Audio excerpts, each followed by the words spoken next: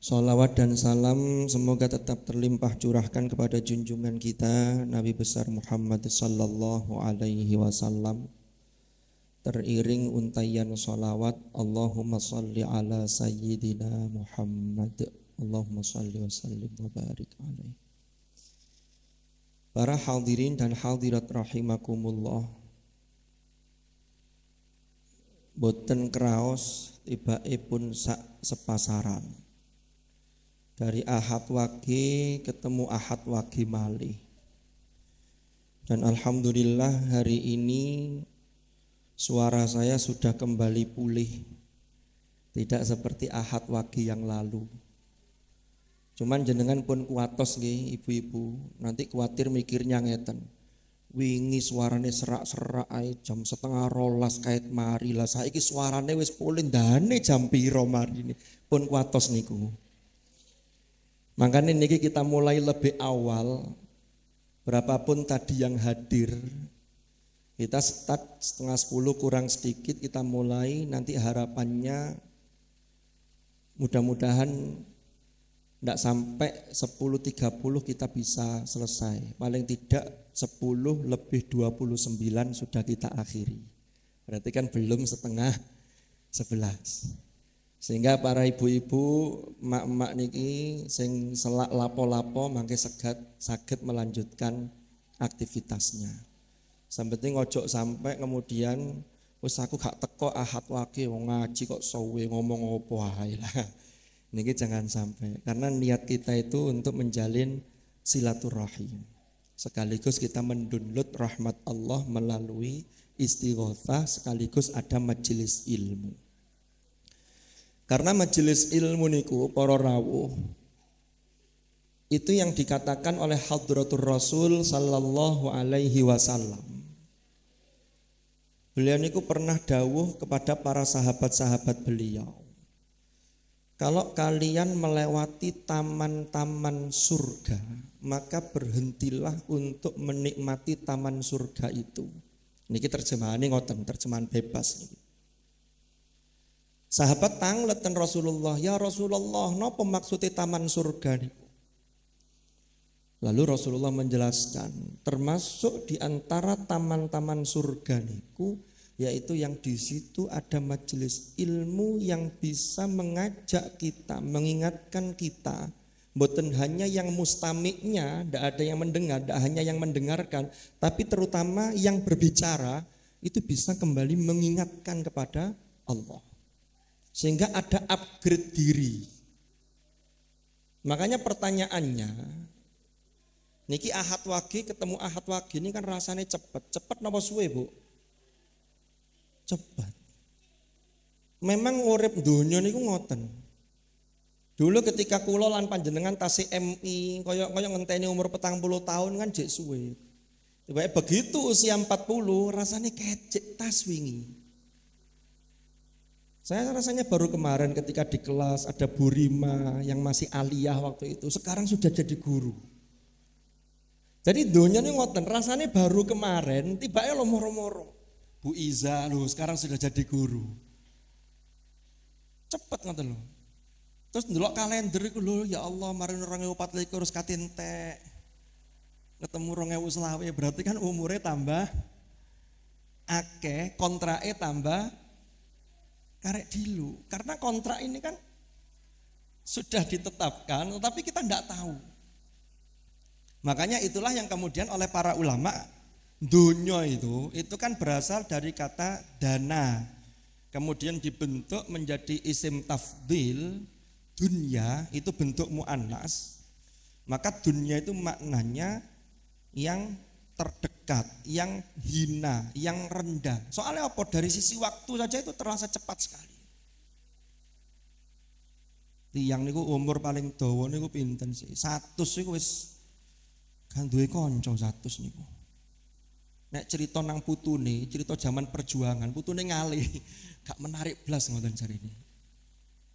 Jadi makanya ini kita manfaatkan, termasuk kita hadir di majelis-majelis ilmu, tidak hanya di sini tapi di tempat-tempat lain untuk kita mengupgrade. Sehingga dari Ahad Wage ke Ahad Wage, pertanyaan yang harus selalu kita tanamkan, di kula nggih panjenengan, Terutama kula niki. Iya ya, sak sepasaran niki saya ada peningkatan apa?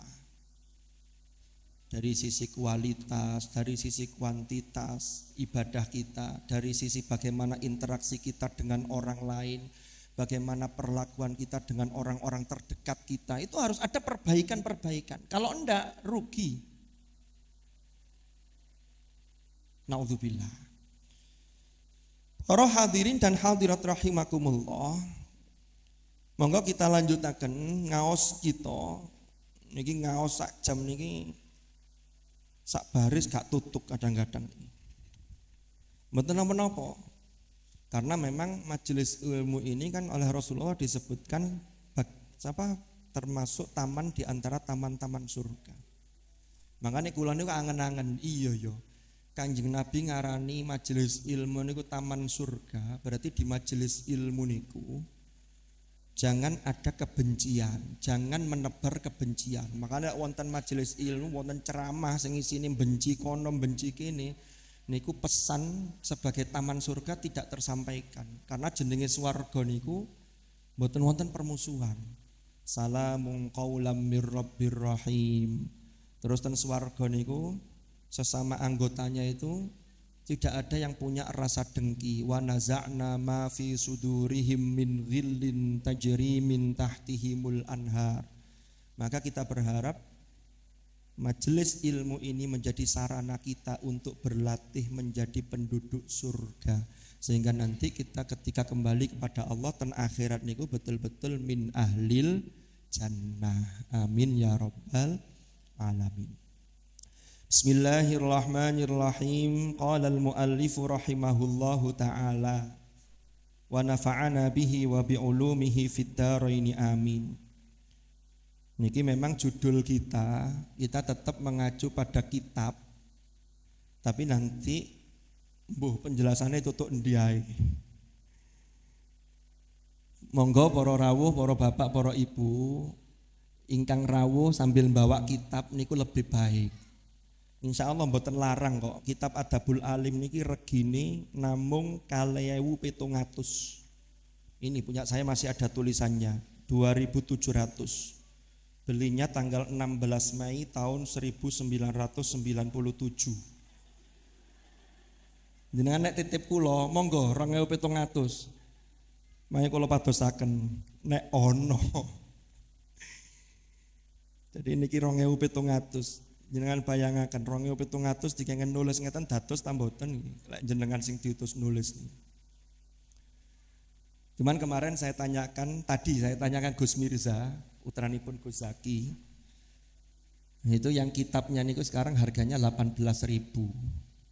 Ini kalau jenengan ngastok kitab terus dimaknai, terus ditulisi penjelasannya. Niki saya dulu ketika mondok lho niki, oret-oretan kula niki ten pinggir-pinggir niki. Karena ini kitab ketika sejarah ini, ketika dulu zaman tasik mondok dan itu masih tersimpan hari ini. Niki bab niki ngaji ke Gus Sisom tanggal 16 Mei 97 pukul 16.29 lebih 50 detik. Wonten tulisannya niki. Cuman waktu niku ngaji langsung nggih, mboten ngeten niki. Lah niki kan situk-situk dijelantah.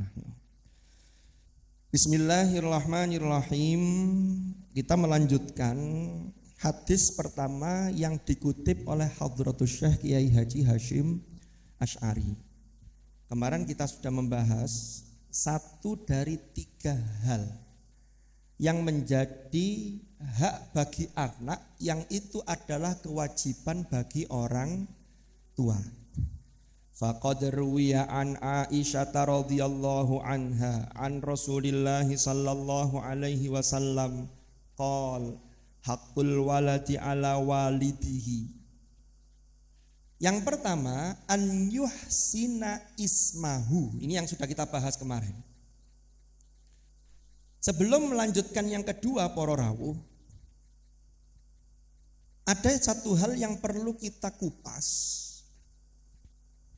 Niki di hadis niki Rasulullah dawuh ngeten, hakul walidi ala walidihi, hakul waladi ala walidihi. Walid niku dalam bahasa Arab itu diartikan dengan bapak. Dan walid niku bapak kandung. Niku beda dengan abun. Kalau ab dalam bahasa Arab itu bisa dipakai untuk bapak kandung atau untuk bapak yang bukan kandung, bisa paman. Itu bisa pakai abun. Kalau walidatun itu ibu kandung. Kalau ummun niku bisa kandung, bisa tidak. Makanya para istri Rasulullah niku disebut ummahatul mukminin, yaitu ibunya orang-orang beriman, dalam arti ibu bukan ibu kandung. Tapi karena ini ummahatul mukminin, maka mendapatkan kehormatan yang luar biasa. Dan para istri Rasulullah niku tidak boleh dinikahi oleh selain Rasulullah setelah Rasulullah wafat. Karena posisinya seperti ummahat tadi itu. Kita lanjutkan. Yang ingin kula sampaikan, di dalam sabda Rasulullah niku Rasulullah mengatakan ala walidihi. Walid berarti bapak. Apa pesannya? Pendidikan anak termasuk yang paling bertanggung jawab dalam sebuah keluarga niku bapak. Lu berarti ibu nyantai. Lu enggak, nanti dulu. Jadi kita bicara soal tanggung jawab yang paling utama. Makanya doa pernikahan niku Rasulullah lek ndonga niku kan barakallahu lak. Asli teksnya itu bukan barakallahu lakuma, enggak, tapi barakallahu lak wa baraka alaik baru wa jama'a bainakuma fi khair. Ini kalau kita lacak, memang tanggung jawab yang jaler niku berat. Kula niki nanti angen-angen. Jumatan itu setiap Jumatan itu kan kalau ayatnya kan berlaku umum. Ya ayyuhalladzina amanu idza nudiya lis-sholati min yaumil jumu'ah fas'au ila dzikrillahi wa dzarul bai'. Tapi kemudian ditaksis oleh hadis Rasulullah sallallahu alaihi wasallam, ada 4 golongan yang tidak wajib melaksanakan Jumatan. Di antaranya perempuan. Tapi bagi laki-laki yang sudah memenuhi syarat wajib, ya wajib Jumatan. Sekaligus kalau tidak ada Jumatan, ada kriteria tertentu wajib mendirikan dan mengadakan Jumatan. Terus Jumatan wonten khutbah. Khutbah niku menurut Imam Syafi'i rukunnya itu paling tidak ada 5. Salah satunya ada namanya wasiat takwa. Makanya ben khutbah niku bapak-bapak nggih jenengan mesti mirengaken ittaqullah. Jangan protes.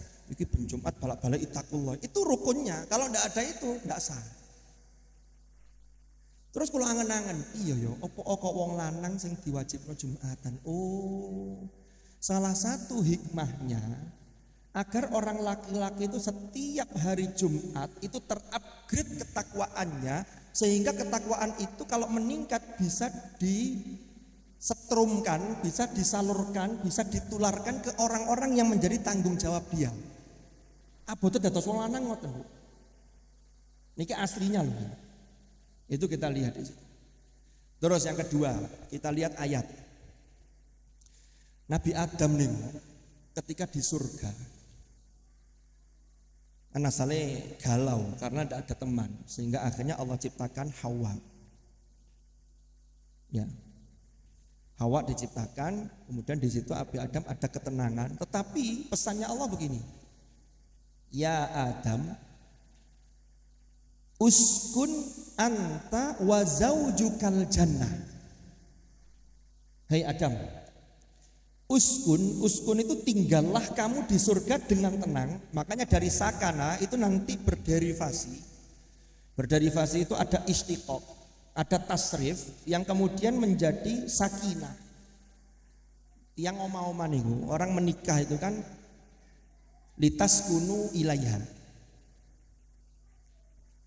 Lah itu harus dari mana mulainya? Ternyata kalau dilihat dari struktur ayat niki, uskun anta, uskun dimulai dari yang laki-laki. Makanya laki-laki itu punya kewajiban nafkah. Ya, ada nafkah zahir, nafkah batin. Lah selama ini banyak orang memahami, dikira nafkah batin, mohon maaf, itu hanya urusan itu. Padahal batin itu bagaimana perempuan dan anak-anak, terutama istri kita, itu ada kelegaan, ada kepuasan karena sing lanang itu betul-betul tanggung jawab. Kula wau cek tas ngrungokaken salah satu pakar parenting di Indonesia. Katanya begini, tiang wedok niku nek tos di oma, omongnya pas wake, itu berarti pas sehat, pas betul-betul gembira. Tapi lek gak muni blas, iku pas sumpek. Terus wonten sing tanglet ngeten. Loh Ustaz, tapi istri saya itu pendiam. Kata beliau begini, oh gak. Wong wedok itu aslinya enggak, karena secara psikologis dan secara ilmu neurologi, orang perempuan itu sehari semalam harus memproduksi 20.000 kata lebih. Jadi kalau itu tidak tersalurkan, itu mesti ada sesuatu. Sing garai sapa? Biasanya wong lanang, biasain. Kita lanjutkan, jangan tersinggung dulu. Niki kita diskusi dulu. Makanya wong wadon nek sumpah itu jawabannya singkat. Meneng. Kok jawab? Ya. Wah, ini berarti ada sesuatu. Nggih napa nggih? Nah. Jadi yang pertama, ketika Al-Quran mengatakan uskun anta wa zaujukal jannah, Adam, tenanglah kamu di surga dan pasanganmu di surga, maka ini laki-laki tanggung jawabnya luar biasa. Nah, maka termasuk kalau kita lihat ayat yang lain, jadi kita ambilkan dulu syawahidnya. Syawahid itu bukti-bukti, dalil-dalil yang memperkuat ini. Surat Al-Balad, sedaya pun hafal kecuali sing bulet, kecuali sing derek. La uqsimu bihadzal balad wa anta hillum bihadzal balad. Terusane napa? Wa walidin wa ma walad. Niku kalau diterjemahkan, niku artinya begini, wa walidin, dan demi walid. Bukan walidatin loh ya, berarti ini demi bapak. Walaupun nanti ada penafsiran yang lain, tapi saya mengambil penafsiran yang ini. Wama dan anak walada yang melahirkan sopo walid, anak yang dilahirkan. Muncul pertanyaan, loh, sing lahirno kan wong wedok, lah kok bapake? Ono tadi dunia yang lahirno bapak, gak ono. Lek bapak hamil banyak, tapi yang melahirkan tidak ada. Bapak hamil contohnya nih, saya nggak usah nyontoh dari jenengan, saya saja lah. Ini 3 bulan, meningkat 3,5 bulan. Ya kalau mudun dadi 2 bulan. Tapi gak suwe balik meneh 2,5 bulan. Kamu tadi. Ternyata hasil penelitian terkait dengan kromosom, ada kromosom XY, ada kromosom itu yang menentukan atau yang nanti menghasilkan jenis kelamin laki-laki dan perempuan itu dari kromosom yang dibawa oleh bapak. Makanya disitulah ketemu, oh makanya Al-Quran itu mengatakan wawalidin wama walad. Tapi tenang ibu-ibu, jangan merasa kemudian lo berarti wah itu gak dihargai. Oh enggak, itu ada lagi nanti hamalathu ummuhu kurha wa wada'athu kurha wa hamluhu wa fisaluhu 30 syahra. Itu ada. Saya untuk menegaskan bahwa bapak-bapak itu punya peran yang sangat penting. Makanya pengasuhan anak itu juga tanggung jawab bapak. Jadi jangan sampai ada bapak-bapak yang tidak mau tahu. Wes bu, pokoknya urusan arek-arek ngaji ini sak sinaune tak serahno sampean total.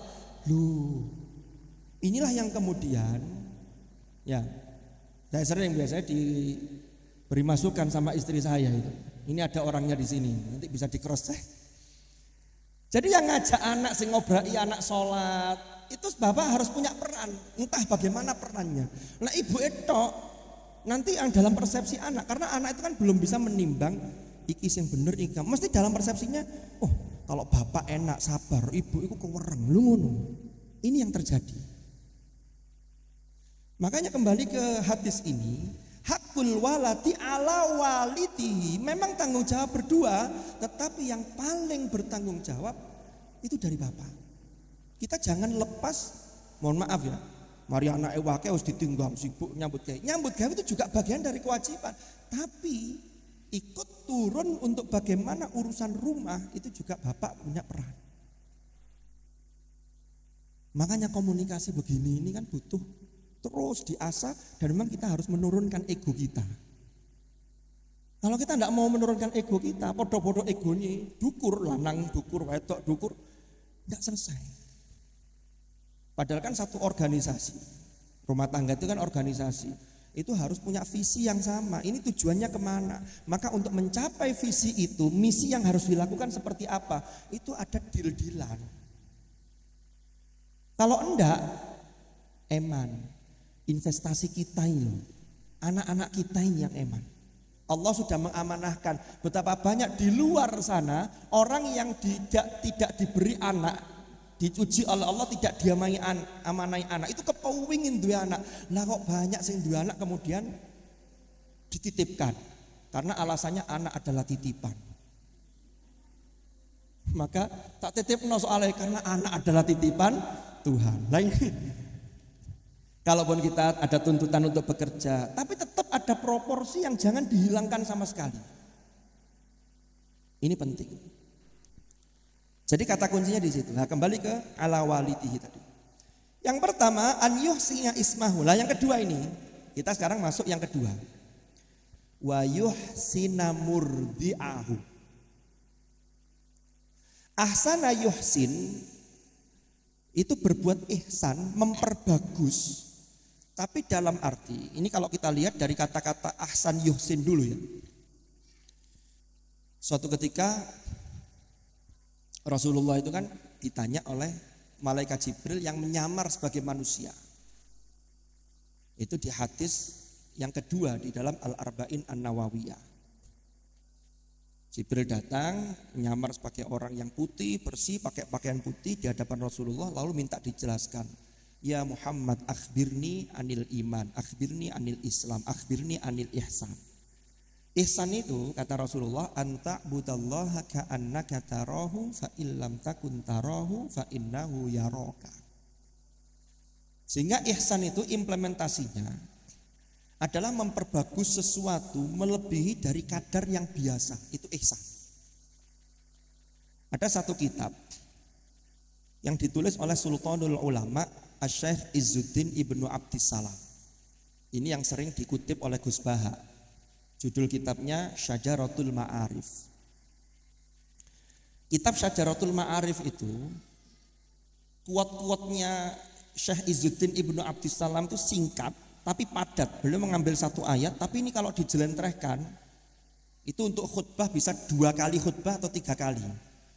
Itu saking alimnya Syekh Izzuddin Ibnu Abdissalam. Isinya tentang apa kitab itu? Isinya tentang ihsan, baik ihsan kepada sesama makhluk, ihsan kepada Tuhan, ihsan kepada makhluk lain selain manusia, itu juga berbuat ihsan. Makanya dalam surat Al-Qasas niku Allah dawuh wabtaghi fima ataqallahu darul akhirah wala tansa nasibaka minad dunya. Lanjutannya apa? Wa ahsin kama ahsanallahu ilaik wala tabghil fasada fil ard innallaha la yuhibbul mufsidin. Katanya kata-kata yang perlu kita garis bawah itu ada di wa ahsin kama ahsanallahu ilaik. Allah itu pasti berbuat ihsan ke kita. Napa? Seandainya Allah itu memberi nikmat dan anugerahnya itu sebatas ibadah kita tidak dapat apa-apa. Karena ibadah kita yang ini iki. Salate kadang-kadang ya rodok keter. Ndonga sing temenan, ngaji sing sampai temenan, yo kadang-kadang kena kesibukan-kesibukan yang lain, yo gak patek. Itu kalau Allah tidak berbuat ihsan ke kita, kalau apa-apa dewi.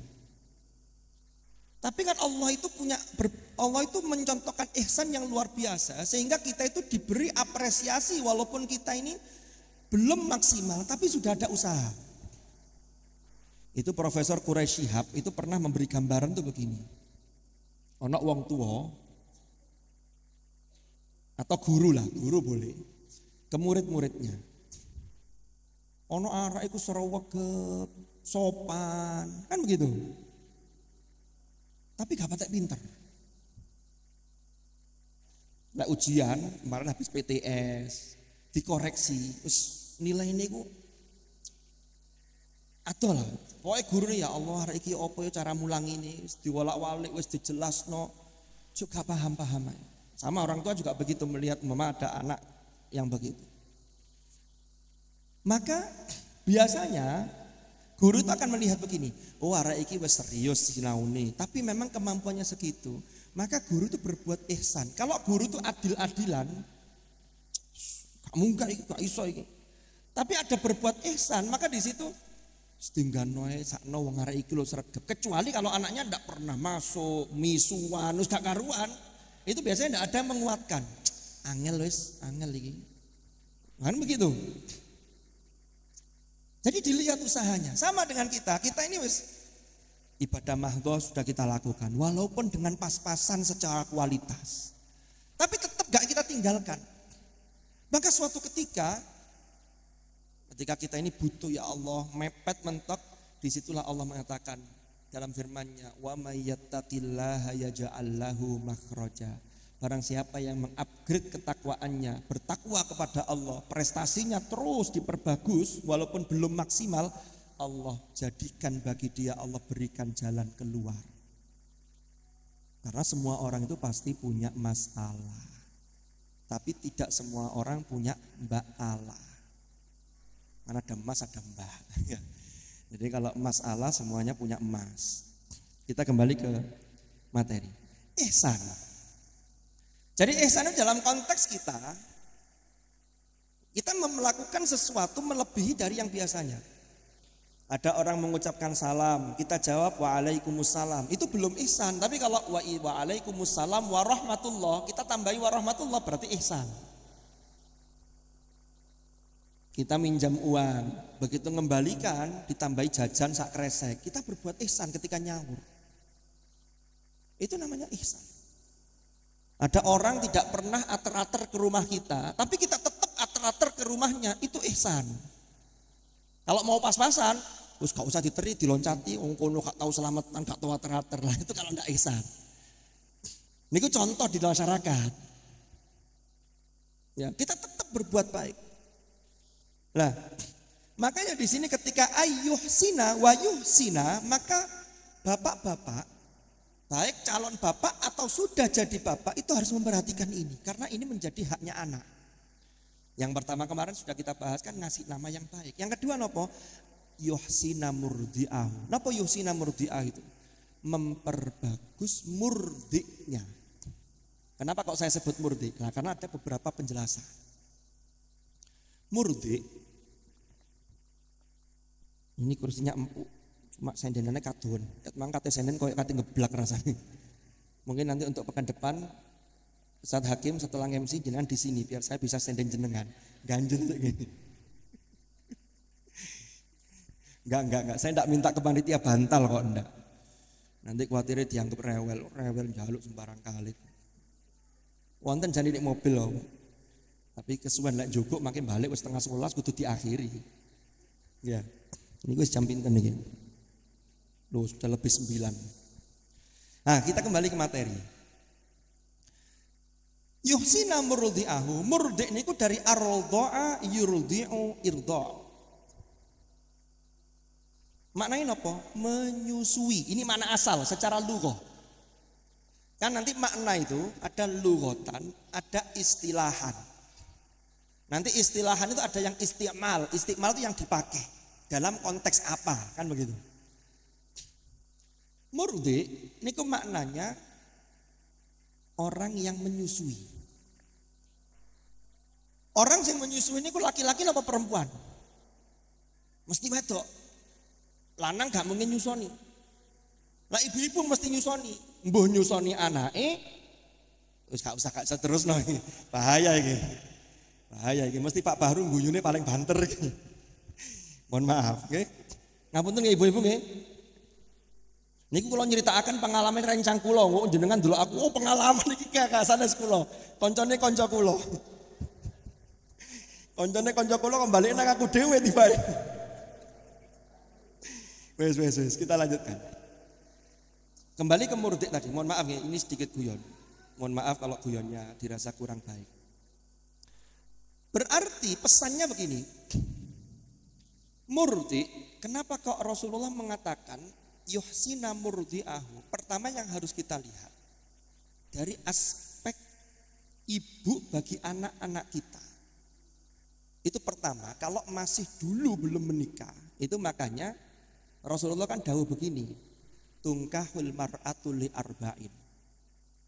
Ini banyak orang yang salah paham, dikira tungkahul mar'atu itu nikahilah perempuan itu karena 4 hal. Limaliha, wali jamaliha, wali hasabiha, wali diniha. Dikira golek papat iki disuruh nikahi. Enggak, padahal itu maksudnya Rasulullah itu biasanya wong lanang itu lek golek wong wedok nyari istri, itu landasannya itu 4. Ya, golek sing ayu. Kalau ayu berarti kemarin sudah saya sampaikan wedake sari ayu. Karena sing manis wedake sari manis, kan ngoten. Terus yang kedua hartanya, sugih. Yang ketiga garis keturunannya, hasabiha. Terus yang keempat lidiniha. Lu kadang-kadang lo ya, sing akeh niku kenapa kok Rasulullah mengatakan lidiniha diakhirkan? Soalnya kadang-kadang itu menjadi pertimbang kesekian. Yang pertama dulu ayune dhisik, karena yang tampak zahir kan itu. Jare wong lanang podo-podo ngeragati golek sing ayu. Cuman kan soal jodoh kan tidak bisa begitu. Wis pokoknya wedok ya mesti ayu. Itu kalau kata guru saya, wis tala. Sakjane wong ayu dan enggak itu kan hanya karena cahaya. Wis lampune dipateni padha ae. Piro saya guru kula ngoten. Cari ini, kula mboten semerap ya Allahu a'lam. Kita lanjutkan lagi. Terus ngeten. Berarti murdinya ini dicari yang bagus. Makanya lanjutannya fadfar bidzatid din taribat yadaka. Jadi selama ini orang salah kaprah dikira 4 itu yang harus dicari. Padahal endingnya itu yang terakhir itu yang penting. Setelah Rasulullah mengatakan biasanya faktor agama dikarekno, padahal itu yang fadfar bidzatid din. Pilihan sing agamanya apik. Karena itu nanti akan bisa memberikan pengaruh kepada putra putri anak-anak yang akan dilahirkannya. Ini kalau dari sisi kepribadian. Kalau murdi diartikan sebagai orang yang menyusui, sebagai perempuan, sebagai istri. Ini sudut pandang pertama. Jangan nek maos kitab niki terjemahan nih, itu ya hanya dapat begitu. Terjemahannya wis ngono tok. Saya baca salah satu terjemahan itu mendapatkan ASI yang baik. Padahal tidak hanya sekedar ASI. Terus yang kedua, kalau kita pakai terjemahan itu ASI yang baik, maka kita harus berpikir secara lebih jauh. Berarti haknya anak itu pertama mendapatkan nutrisi yang baik dari sisi gizi sekaligus sisi halalan thayyibanya. Itu harus diperhatikan. Seorang ibu, kan sekarang itu hasil penelitian, anak baru lahir, itu kan langsung diberi ASI yang berapa jam pertama itu saya agak lupa. Itu kan mengandung kolostrum yang itu sangat baik sekali untuk si bayi yang baru lahir itu. Ya. Terus kemudian ASI eksklusif 6 bulan. Jadi untuk anak itu 6 bulan. Kalau ASI eksklusif untuk saya tidak tahu berapa lama. Saya lanjutkan. Lah untuk anak ini yang 6 bulan ini, maka berarti pertama kandungan ASI itu kan tergantung dengan nutrisi yang dimakan oleh si ibu. Berarti bapak-bapak ini punya kewajiban nafkah termasuk memenuhi agar bisa memenuhi nutrisi sang ibu sehingga anak-anaknya ini bisa dapat asupan yang bagus dalam kandungan ASI yang diminum kalau anak sampai usia 6 bulan. Terus dilanjutkan tambahi makanan pendamping ASI sampai usia 2 tahun minum ASI. Jadi harus diperhatikan, harus berbuat ihsan dari bapak-bapaknya. Terus yang menarik lagi, bicara soal asupan ASI, bayi itu kan memang 6 bulan itu eksklusif ASI, tidak makan yang lain. Tapi setelah itu kan ada makanan yang lain, berarti apa? Berarti yang harus diperhatikan, yang menjadi kewajiban orang tua, terutama bapak, itu memenuhi bagaimana keterjagaan, kehalalan sebuah makanan itu yang masuk ke dalam tubuh anggota keluarga kita. Ya istri, ya anak-anak kita. Bu, pun kesel? Pak, pun kesel? Oh dereng, alhamdulillah. Lanjut nggih, dereng 10:30. Kedik malih. Berarti ngeten. Kenapa Rasulullah itu mengingatkan betapa orang tua itu harus memperhatikan soal makanan. Saya datangkan syawahid, kula datangkan syawahid. Syawahid itu bukti lain dari hadis. Wonten hadis ten Al-Arba'in An-Nawawiyah. Kalau tidak salah itu hadis yang urutan nomor 20. Hadisnya matannya bunyinya ngeten. Innallaha ta'ala thayyibun yuhibbu la yaqbalu illa thayyiban. Yuhibbut thayyib la yaqbalu illa thayyiban. Sesungguhnya Allah itu maha baik, maha thayyib. Yang Allah itu mencintai yang thayyib, sekaligus Allah tidak menerima kecuali yang thayyib. Makanya kita mempersembahkan amal kita itu berusaha ya apa carane sing apik. Menginfakkan sebagian harta kita diusahakan yang baik. Anfiqu min thayyibati ma kasabtum, kan begitu. Lah yang baik itu biasanya yang kita cintai. Makanya ada ayat lan tanalul birra hatta tunfiqu mimma tuhibbun. Kalian tidak akan memperoleh kebajikan sampai mau menginfakkan apa yang kalian cintai. Berat. Tapi untuk anak kita maka tidak ada alasan kecuali yang thayyib. Karena lanjutan hadis itu begini. Kemudian Rasulullah menyebut ada seorang laki-laki yang dia laki-laki ini rambutnya berdebu, badannya kumuh, kusam. Kenapa? Karena dia ini berkelana, melakukan perjalanan. Lalu kemudian dia ini sholat dan berdoa, ya Rabbi, ya Rabbi. Rasulullah mengatakan begini, bagaimana mungkin doanya dikabulkan sedangkan makanan yang ia makan itu haram, bukan thayyib. Minuman yang dia minum haram. Kalau haram jelas tidak thayyib. Jadi gridnya itu begini, halal, thayyib. Kalau halal belum tentu thayyib, tapi kalau thayyib sudah mesti halal. Nanti kita jelaskan. Ya. Terus Rasulullah mengatakan begini, pakaian yang ia pakai juga berasal dari yang haram. Maka fa'anna yustajabulah, maka dari mana dia akan diijabah doanya? Karena dalam firman Allah, Rasulullah mengutip firman Allah. Ya ayyuhar rusul kulu minat thayyibati wa'malu sholihah. Wahai para rasul, makanlah yang baik-baik, minat thayyibat wa'malu sholihah, dan lakukanlah amal-amal sholih. Inilah kemudian muncul penelitian, apa sih kaitannya makanan dengan perilaku? Ada titik temu. Kita ini kan sudah hafal doa akan makan. Doa akan makan itu rizki yang kita makan, yang di hadapan kita itu bagian dari yang Allah anugerahkan kepada kita. Allahumma barik lana fima razaqtana. Penutupnya apa? Waqina adzabannar. Apa hubungannya makan dengan selamat dari api neraka? Ternyata efek makanan itu luar biasa. Kita lihat. Ayatnya kan kulu minat thayyibat. Tadi kan saya sampaikan kalau thayyib itu wis mesti halal, tapi kalau halal belum bisa, tidak bisa dipastikan masuk kategori thayyib. Ada yang halal tapi tidak thayyib. Contoh, sate kambing itu halal, secara zatnya halal, disembelih secara halal. Tapi kalau ada orang yang punya sakit hipertensi, maka ini membahayakan, dia halal tapi tidak thayyib bagi orang yang punya sakit tadi. Ini dari sisi zahirnya begitu. Tapi bagi orang yang darah rendah atau yang tidak sakit, tidak punya keluhan apapun, atau usia masih di bawah 40, Masih aman asalkan tidak berlebihan. Wa kulu washrabu wala tusrifu. Makan, minum, monggo, tapi jangan israf. Kalau atau toyib yang lain itu begini, sudut pandang yang lain, toyib itu dari sisi medis itu punya sesuatu yang bisa mensupport sistem dalam tubuh kita untuk bisa melakukan aktivitas yang lebih produktif.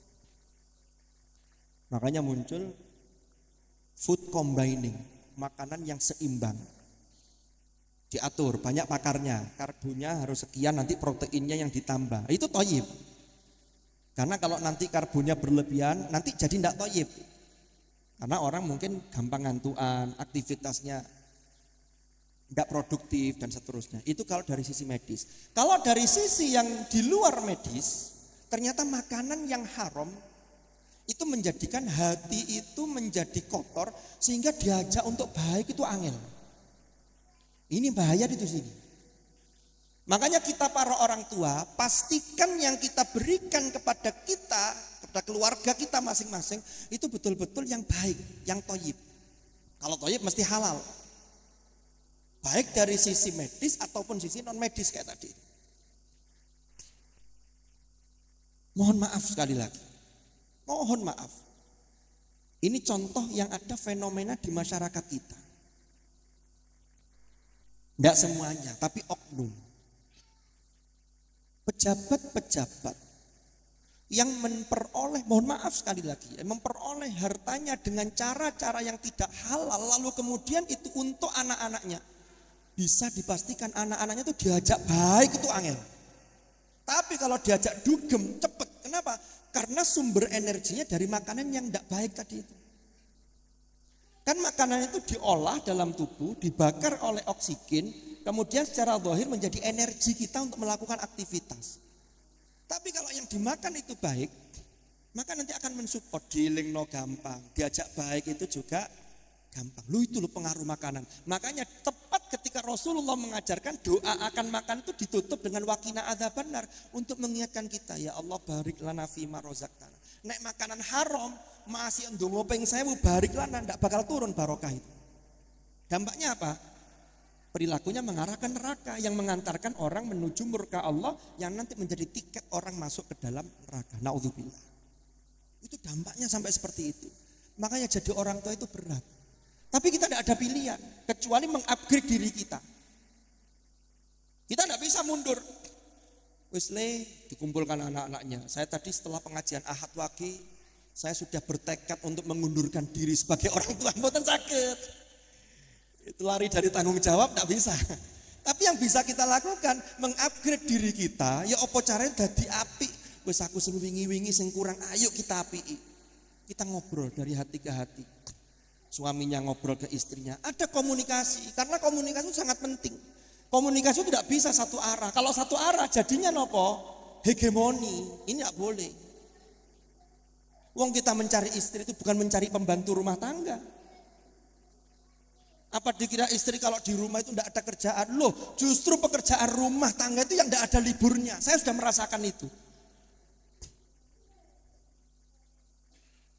Kalau di rumah pas sempat, ya saya juga kora-kora ya biasa. Ini jangan tanya istri saya ini.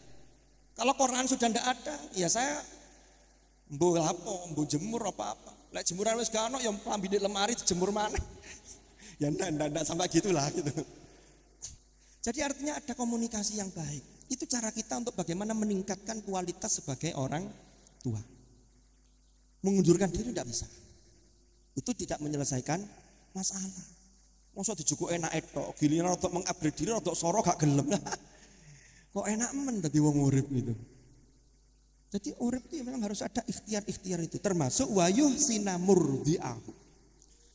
Jenengan lihat sedikit lagi, di yang ketiga Rasulullah menambung wayuh sina adabahu loh, terkait ini. Kita selesaikan satu hadis ini, biar kesannya ngaji kok telung pertemuan sak hadis gak mari-mari ngaji opo, ngaji tak cerita, tak dodol jamu, lah kan gak enak gitu. Makanya ini kita selesaikan satu hadis. Walaupun nanti hadis yang senada ini banyak. Ada yang matanya itu an yuhsina ismahu, terus yuhsina lil kitabah atau lil kitab. Suruh ngajari yu'allimahu an yu'allimahu li kitabillah, ada. Untuk mengajarkan Al-Qur'an itu juga ada. Jadi nanti matanya itu nanti bisa kita kaitkan. Sama ketika Rasulullah dawuh khairukum itu kan banyak. Kalau terkait dengan rumah tangga, khairukum li ahli wa ana khairukum li ahli. Sebaik-baik kalian adalah orang yang terbaik yang memperlakukan istri dan keluarganya, dan aku adalah orang yang terbaik yang memperlakukan istri dan keluargaku, kata Rasulullah. Dalam konteks kita mengupgrade diri, khairukum man ta'allamal Qur'ana wa 'allamahu. Khairukum anfa'ukum linnas atau khairun nas anfa'uhum linnas. Itu nanti tinggal puzzle-nya kita gabungkan. Sehingga kalau kita bisa itu, maka insya Allah betul-betul bisa khairukum. Yang terakhir, wa yuhsina adabah. Tugas orang tua itu memperbagus etika atau attitude atau akhlak anak. Ini yang dulu pernah kita singgung. Banyak orang tua, dan saya kira tidak ada orang tua yang tidak ingin anaknya solih-solihah. Tetapi banyak yang lupa tidak mengupgrade diri untuk mensolihkan diri sendiri. Ini yang bahaya. Karena anak itu yang dilihat siapa? Yang di rumah itu yang dilihat orang tuanya. Bapak saya itu, ibu saya umpama. Saya ditaruh di TPQ, saya disuruh ngaji, tak delok. Bapakku, ibuku gak tahu ngaji blas. Ngajine pendak Ramadan, iku mek 5 dino mal Qur'ane disimpen malih. Ya, sampai bletuk ngenteni Ramadan tahun ngarep diresiki maneh. Itu wali santri yang bukan di sebelah. Masa yang di sebelah ada yang begitu? Wong itu kok. Kakak usah ngaku di sini. Di sini bukan tempat pengakuan dosa. Enggak usah. Kita enggak nunjuk satu-satu, enggak. Monggo lah, kita ini introspeksi. Ya Allah, aku ingin anak-anakku ngaji, mosok ya aku gak ngaji. Makanya saya itu pernah cerita. Ada salah satu security satpam di UIN, tiba-tiba menemui saya. Pak Ustadz, saya pengen belajar ngaji. Dan jenengan boten sibuk ta? Boten, nanti kalau saya jam 2 setelah saya tugas security, saya pingin ke Hatiki. Kan ada kantor namanya Hay'ah Tahfidz Al-Quran. Aku pingin belajar ngaos. Di saya monggo. Akhirnya saya penasaran. Jenengan nopo kok pengen ngaos? Ternyata jawabannya apa?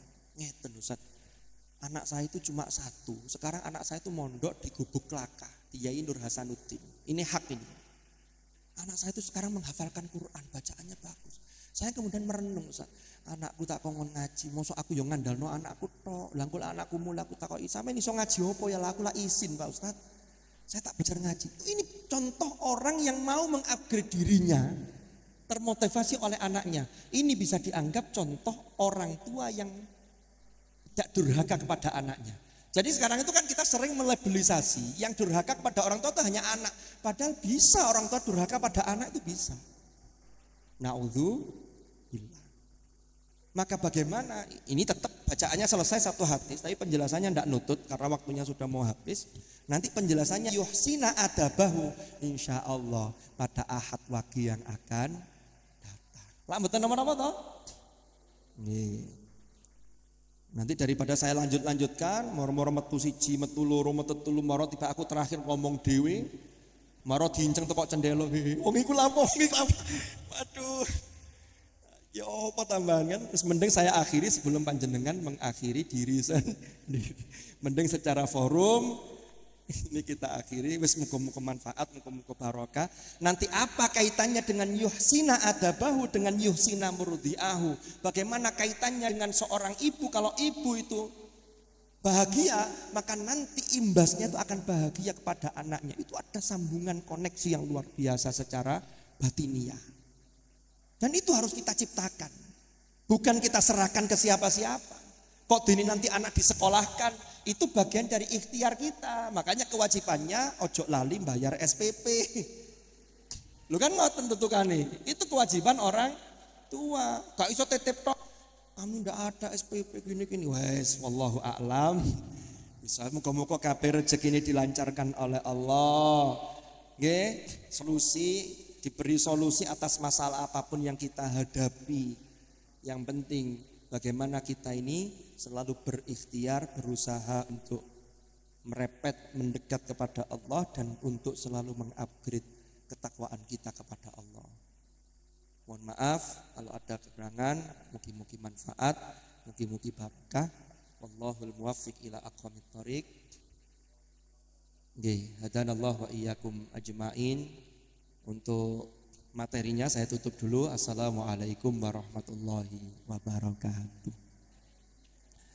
Untuk selanjutnya, monggo sareng-sareng kita bermunajat, kita mohon kepada Allah. Mugi-mugi harapan baik kita diijabah oleh Allah Subhanahu wa taala.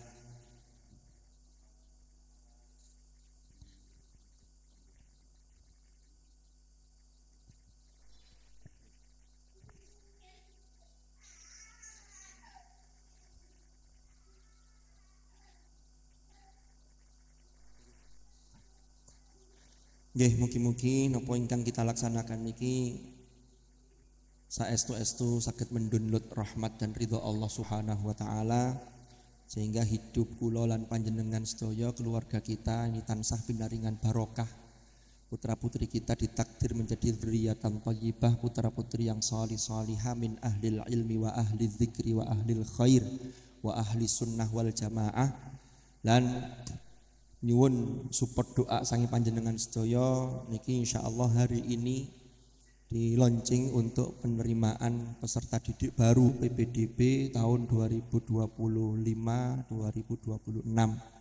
Mugi-mugi lembaga kita niki semakin hari semakin baik, karena sesuatu itu ada proses yang harus kita lakukan, dan mugi-mugi proses dalam segala hal untuk menjadi lebih baik itu diberi kemudahan dan kelancaran oleh Allah Subhanahu wa taala. Lan yun support saking panjenengan sedaya, mugi-mugi tahun ajaran baru nanti peserta didik di Yayasan Khairiyah Hasyim niki juga semakin meningkat, dan guru-gurunya semakin juga diberi kekuatan, keikhlasan untuk membimbing anak-anak kita, sehingga ilmu yang mereka peroleh betul-betul ilman nafi'an mubarakan fid dini wad dunya hattal akhirah.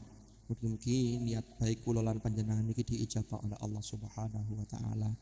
Dan mugi-mugi terakhir niki saudara-saudara kita yang sedang sakit segera diberi kesembuhan oleh Allah. Kita semua dan siapapun yang memiliki hutang segera ada solusi untuk dapat melunasi. Amin ya rabbal alamin. Ala hadhihi niyyah wa ala kulli niyyatin salihah wa ala ma nawaidah wa ala ma nawahu as-salafus salih thumma ila hadratin nabiyil mustafa rasulillah sayyidina Muhammadin sallallahu alaihi wasallam wa ila man isma'um fi hadzal majlis. Al-Fatihah.